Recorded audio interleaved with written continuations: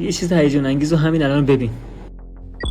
آها شناختیش؟ خدای من. حالا کنترل گوشیت هم به دست گرفتم.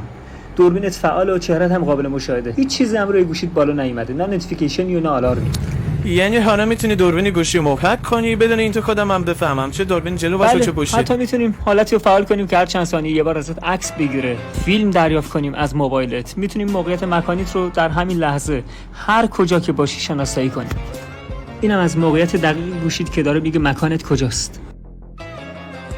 خب حالا مختصات رو وارد برنامه میکنیم. نقشه به ما نشون میده که تو دقیقاً تو این مکان هستی.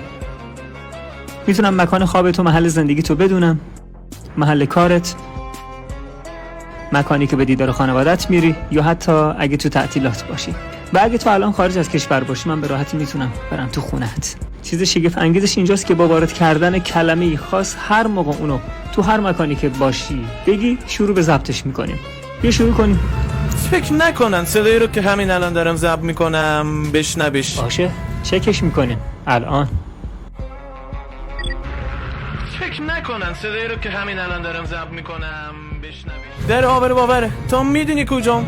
تاثیر راداری یا در حال شنود خط من باشی و منم از همه جا بی‌خبر. احتمال اینکه این فایل‌ها به صورت محرمانه باشن زیاده، ممکنه به سختی کشف بشن. در واقع من کنترل کامل رو روی گوشی دارم. حمله‌ای که الان انجام دادم یه حمله نسبتاً آسونی بودش. فقط کافیه تو رو فریب بدم تا برنامه رو انجام بدم و دسترسی کامل روی گوشیت رو به دست بیارم.